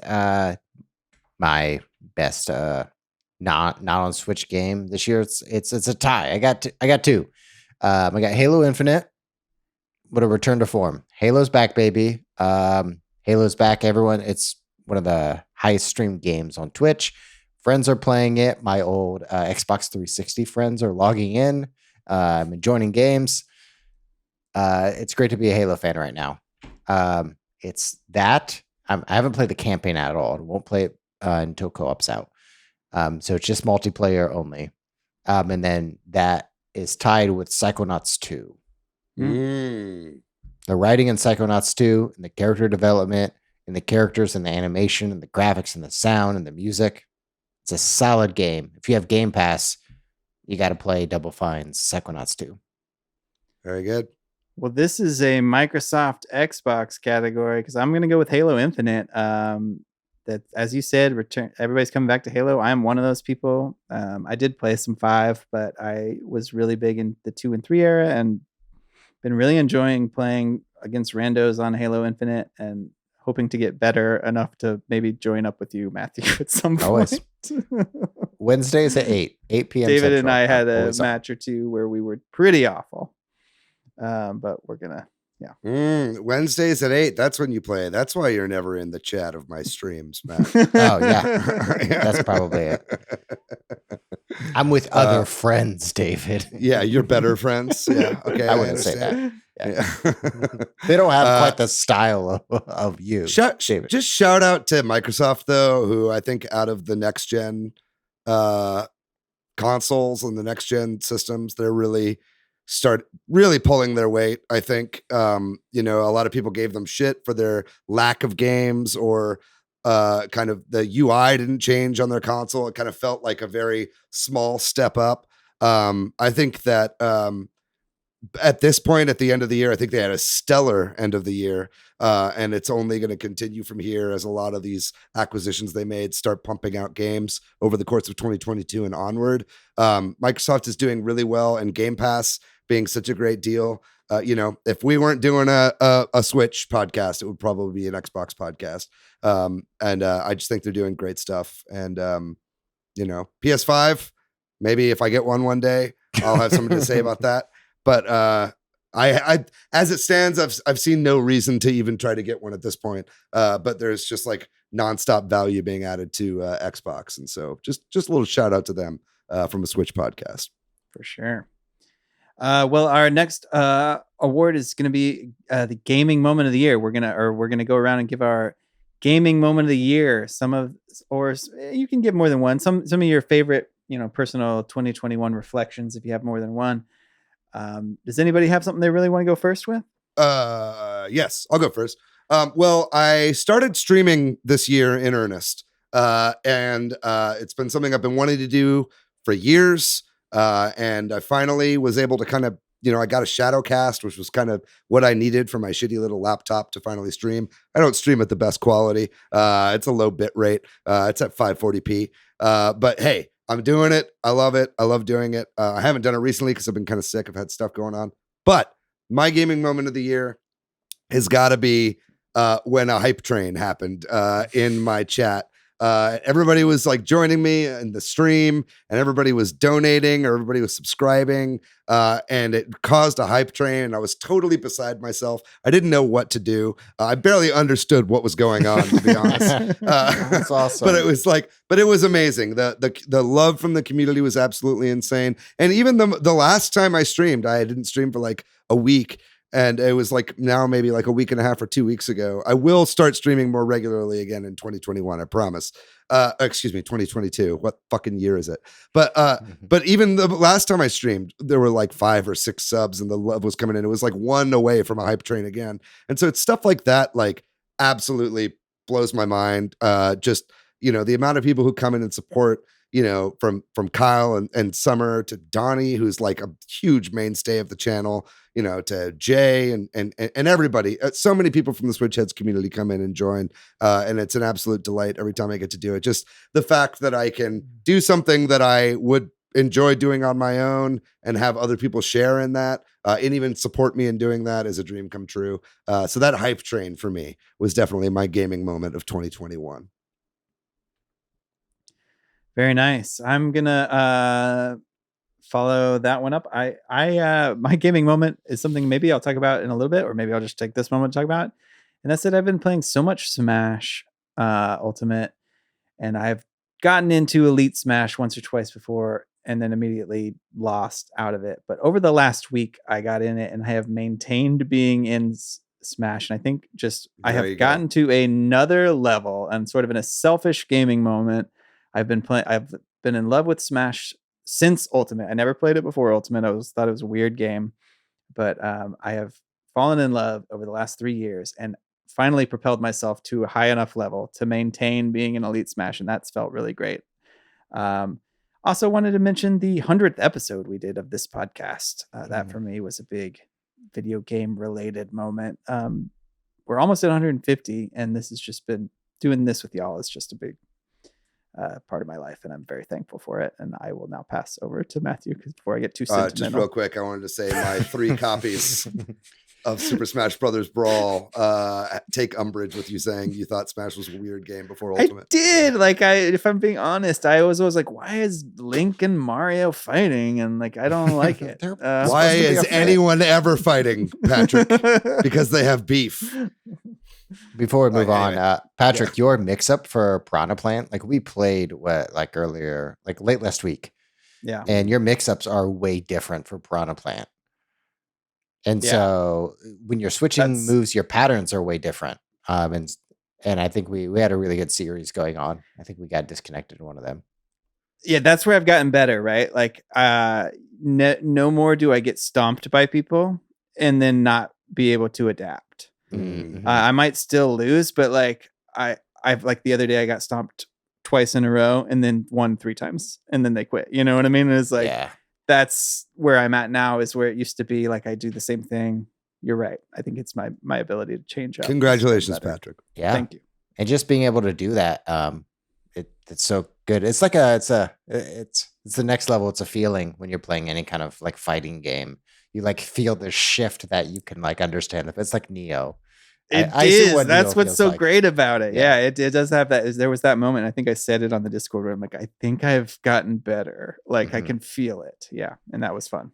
Yeah, you can think faster. I think my biggest gaming moment of the year. There's a few. Metroid Dread was a big surprise. That being such a good game and Nintendo pushing it. But I think for me, like N64 games, controversy aside, the fact that we have a new platform on Nintendo Switch Online is great. Nintendo 64 plays a huge part of my childhood. Played so much Mario 64 and so much Mario Kart 64. The fact that many of those games have online components that we can play with each other and relive these memories and re-experience these N64 games and what it can mean in the future. I'm hopeful that we get some. A little bit of doubtful, cautiously optimistic, but N64 is a huge win for Nintendo Switch Good Online. pick. Our next Golden Head Award, our final Golden Head Award for the night, is for the best delay of the year. 2021 was a year filled with delays, and we had a number of them, enough to make this a category. And the nominees for best delay of 2021 are Advance Wars 1+2, Fall Guys Switch version, Life is Strange collection, Steam Deck, the Steam Deck, Lego Star Wars The Skywalker Saga, and the Golden Head for best delay of the year goes to the Steam Deck. Very, very, very sad about that one. Our wallets are happy though. Our wallets are happy. My soul is not. I was hoping to finally crack open my massive Steam library again. As it stands, I currently do not play it that much. But that is the Golden Head for best delay. Congratulations to the Steam Deck. Congratulations, Valve and the Steam Deck. Also, I was going to do a bit earlier. I'm just going to do it now. I think we should, I'm going to make an ad hoc award right now for the Golden Head for best Switch Head glow up or hottest Switch Head moment between the three of us, because I think we each have 3 hot moments. I think, first of all, Patrick being shirtless as Buff Luigi. Matt having fuck me eyes throughout the entirety of this podcast in video version. And me getting hot glasses like midway through last month. I don't know who the winner is. You can let us know in the comments who had the best glow up this year. That's great. Yeah. Well, the time has come for the final game of the year. We're going to each give our pick of game of the year. And I think we're just going to go ahead and give our top 3 games of the year to give it, because we all have a hard time picking one to be the leader. So we're going to go around the circle and give our best game of the year, our top 3 list. I'm going to go first. I think I'm going to give it to Metroid Dread. We've mentioned this game throughout the podcast so many times. That's your number 1. That's my number 1. So you're working your way down. I'm working my way down. Number 1 is going to be Metroid Dread. Should I have done it in reverse? Would that have been more? It's too late now. Exciting? Now we're going to. I'll get my number 3 pick to keep the number 2 pick. No. Go full chaos. We've talked so much about Metroid Dread. I'm not going to talk about it again. It was just such a great experience. My number 2 pick is, again, uniquely Bowser's Fury. Really, really enjoyed playing Bowser's Fury. And then also, I talked about that. All these I've talked about, so it's not a surprise as to why I picked them. But The Legend of Zelda Skyward Sword HD, I never could beat that game on the Wii. I gave up on it at the first boss and thought it was hard and frustrating. And I played through it this time, and I beat that boss immediately and just fucking played through all 50 hours of that game and loved it with my son. It was just a great experience. So those are my top 3 games of this year. I'll go next. My top 3 starting at number 3. As it should be. As it should be. Bowser's Fury. is number 3. Very Yeah, number good. 3. Now number 1. Yeah. Bowser's Fury. Good game. We already said enough. Rad Plessy forever. Right to the sun. Number 2, I only have 2 picks. So number 2 is also Bowser's Fury. Oh my God, guys. It's not that hard. Number 2 is Bowser's Fury once again. And then number 1 is Metroid Dread.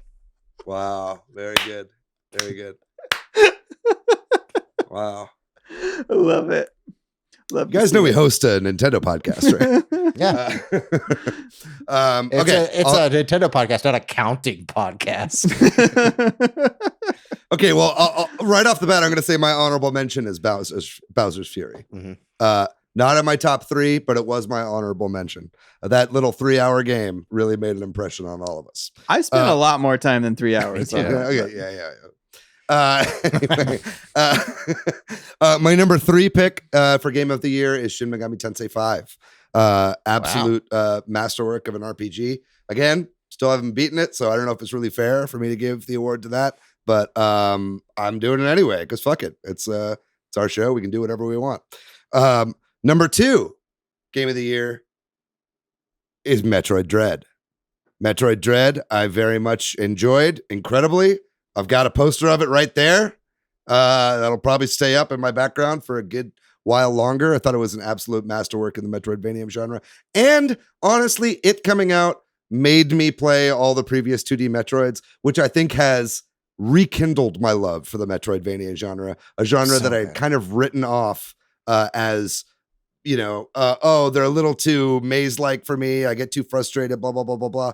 Playing these games again has kind of rekindled my love for the genre that I had when I was a kid. And so I'm very excited about that. I'm looking forward to a lot more Hollow Knight. Yeah, I might even finally try to get more than 5 or 6 hours into Hollow Knight and actually see if I can make some real progress in that game. I've picked it up multiple times and then played Picross instead. But anyway, my game of the year of 2021 has got to go to Super Monkey Ball Banana Mania. You've heard me say it before on this podcast that it is my game of the year, and it holds that Super Monkey Ball Banana Mania is my game of the year. Absolutely. When the Switch came out, you can look this up on my Facebook. I made a big post that just said, Nintendo, give the gamers what they want, which is Monkey Ball 1 and 2 on the Switch. That's just what I said. It was the year it came out. I've been praying for Monkey Ball 1 and 2 to come to the Switch every single year since the release of this system. They finally did it. It lives up to the hype. Is it perfect? No. Are the physics the exact same? No. But they've done it. They've revived the franchise. I was worried they were never going to do it because they put out Banana Blitz, and I thought that was going to be it. But they put out Banana Mania. I'm so excited. The company I work for did the animated trailer for this game. And so I knew this game existed way before anybody else did. And it was one of the hardest secrets I've ever had to keep in my entire life. I was so excited all year for this game. And then it finally came out and I was beside myself with excitement. It's just as good as I hoped it would be. I understand that you guys fucking hate it, and that's fine. You guys are allowed to hate things that I love. But for me, it was absolutely the highlight of my year as far as gaming is concerned. I loved it to pieces. Monkey Ball Banana Mania. If you haven't tried it, you got to at least try it. It's just delight from start to finish. And I'll be replaying it for years and years to come on my handheld console of choice, the Nintendo Switch.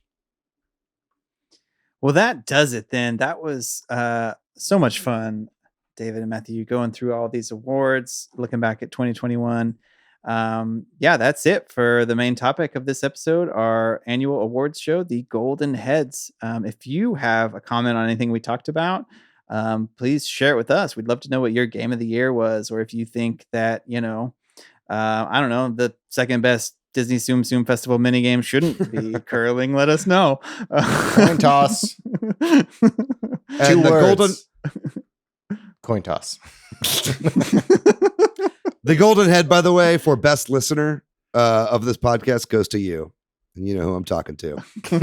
Nice. All right. When we come back, we're going to talk all about the games we've been playing recently. All right, so I haven't played anything new. I've been playing Smash. I already kind of talked about this in the main topic. Made my way finally to Elite Smash, which I've dipped in and out of, but I'm maintaining, and I feel like I've hit that next level. I've been playing lots of Animal Crossing. I'm chopping trees, catching bees, and chopping trees and catching bees. That's what the dodo says. And then I've been playing chipping away at Shin Megami Tensei 5. I don't know how you do it, Donnie. I love that game, but I am not moving quickly. And I've been playing Paper Mario on the NSO app. How are you enjoying it? I enjoy it quite a bit. I think it's a lot more challenging than the Origami King. Like, you can die. You know what I mean? Like, you gotta. There might be arguably you need to grind a little bit, like to like, or at least you got more like, a standard RPG. Yeah, experience. Like, maybe you don't have to grind a ton, but like you definitely have to fight everybody in a dungeon to get to the next level before the boss, kind of a thing. And maybe a little bit more. But it's been fun. And then also, like, we played Mario Kart as a group after that Secret Santa, and that's kind of that was a blast. That's kind of reinvigorated Mario Kart at my house. So my wife and my son and I have been playing some Mario Kart. So that's I kicked ass. Yeah, David, I was gonna win one of those. I was in first, and in the last fucking second, you shelled me. Yeah, and then you quit immediately after. Hey, I was planning to quit. I was planning to quit. No, I that happened multiple times where like somebody was like finally going to win one and not just me win every single one. And then I would always get like a red shell at the most opportune moment. I'm like, well, I can't not do it. No, I'm glad you did it. I'm glad. I'm happy for you. Yeah. I'll go next. That's me. Yeah. I've been playing nothing but Halo Infinite and consuming Halo Infinite content. They had the Raleigh Halo Championship Series this past weekend. And I don't typically watch competitive video games, but I watched a shit ton of pros play Halo Infinite and sponsor teams. And I just learned so much. People are so much better than me. Just they're so accurate, and their teamwork is just incredible. And just really enjoyed watching people play a game that I love, that lots of people are enjoying at just such a high level. I just learned so much from watching that. Yeah. Dave, you made a joke that we could be a Xbox podcast. I thought that was very on brand. Because I also started watching the Xbox documentary that they put out about a week ago. I've heard that's great. A 5-part series. The first episode is just such a good. If you have any interest in video games at all, whether you like Xbox or not, it's just the story of how Microsoft, a software company, got into the hardware business of making a video game console. Just the first episode alone, talking about the different teams coming together, of how they built a new console, what the pitches were like. It's fascinating, wildly fascinating. And it's worth your time. Hey, I'm sorry to jump on that, but that reminds me that in terms of movies and stuff, I watched 8-Bit Christmas. Oh, how was it? It's on HBO Max, and I definitely feel like that's the kind of movie you could not see in a theater. I mean, obviously supporting theaters and movies is great. I don't think it even released in theaters. Oh, really? It was just on HBO Max. I didn't know how that worked, but either way, I watched it on HBO. It was enjoyable. Like, and I don't know that it's like movie of the year or anything, but like it very much feels like they're trying to do. What's the name of that classic Christmas movie? Jingle All the Way. No, the one about the boy that Christmas wants Story. Christmas Story. It feels like they took A Christmas Story from the 50s or whatever and planted it in the 80s. Instead of wanting a gun, he wants the NES, and instead of this bully, it's this bully. You know what I mean? Like, it was very similar, and sort of like with the narration and all that. But I enjoyed it. It was fun, but not. I don't know. You can miss it if you want.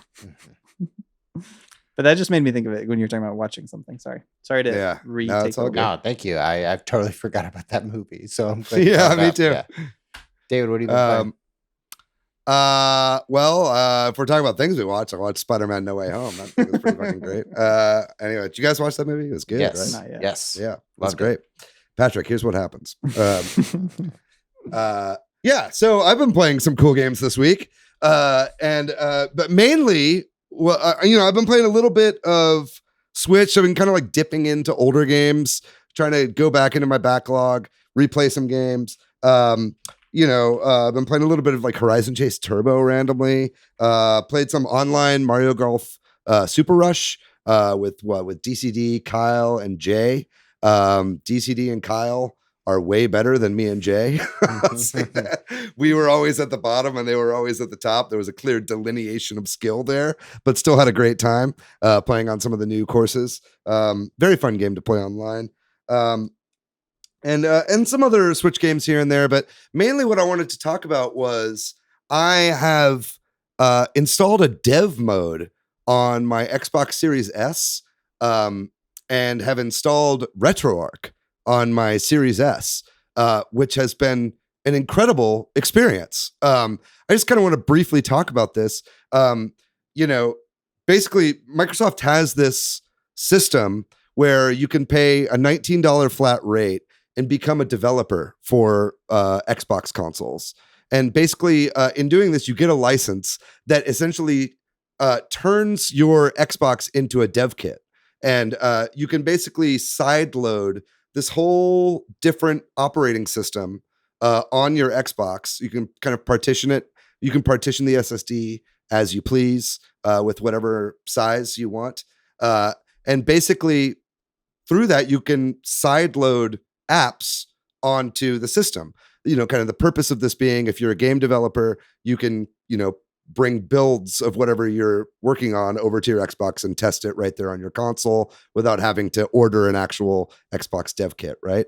Now, in doing that, there's tons of homebrew made for this dev operating system, right? And so one of them that has been ported is RetroArch. And so the great thing about this is you don't have to hack this console in order to install emulators and ROMs onto the system. It's kind of actively encouraged by Microsoft as they're sort of like, hey, we're trying to open up this thing and make it more like Windows, right?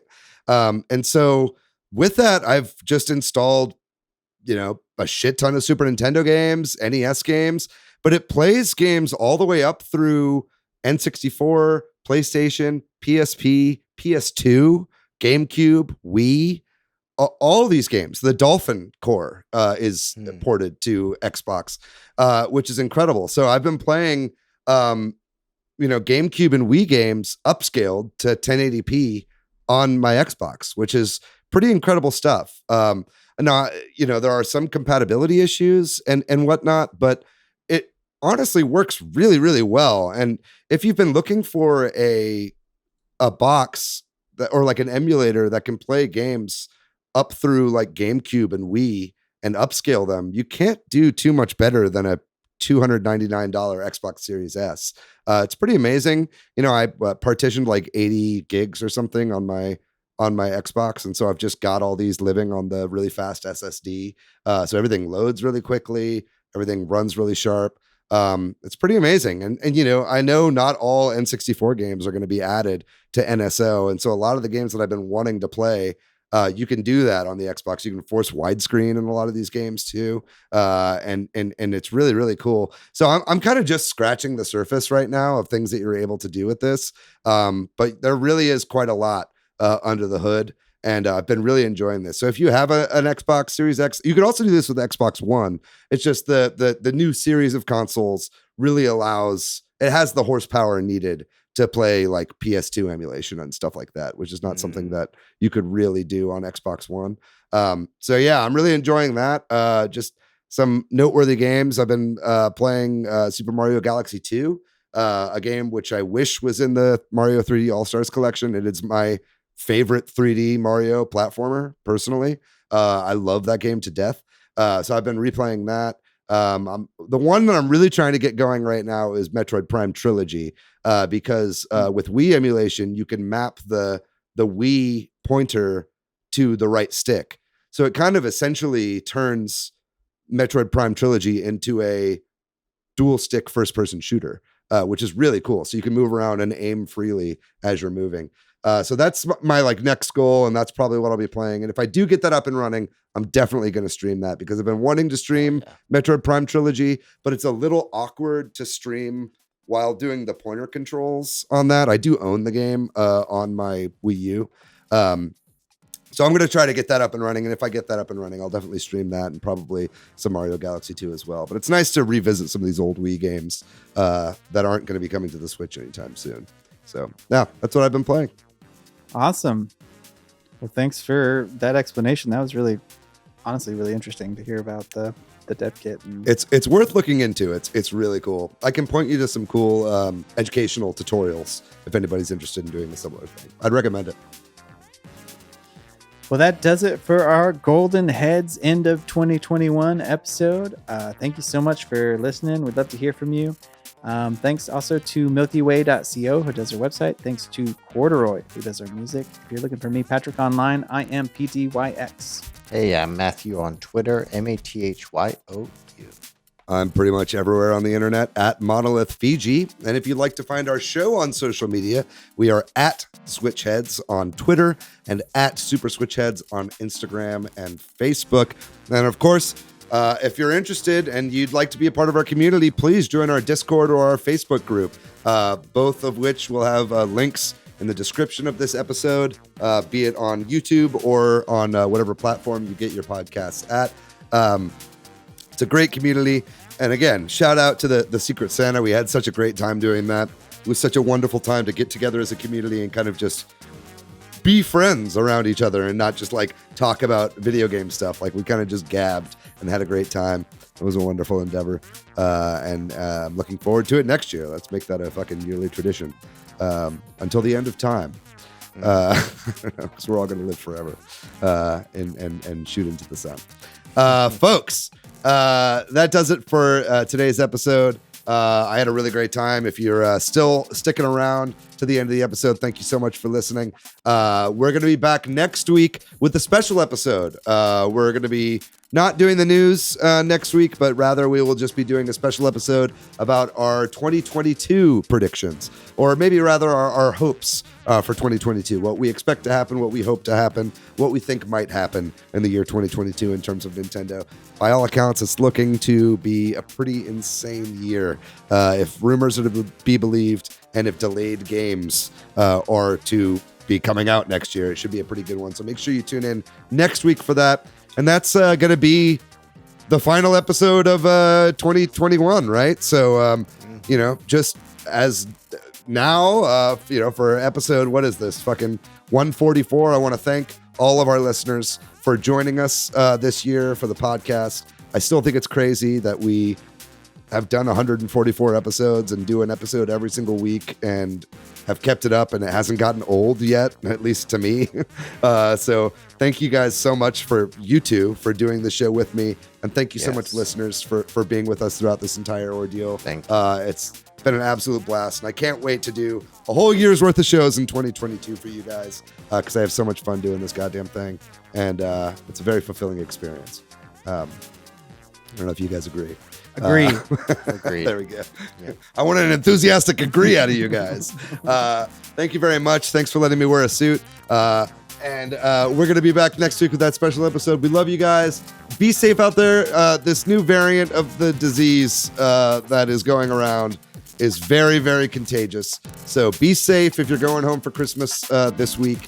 And Merry Christmas if you do celebrate that this year. And we'll see you guys next week. We love you. Bye-bye.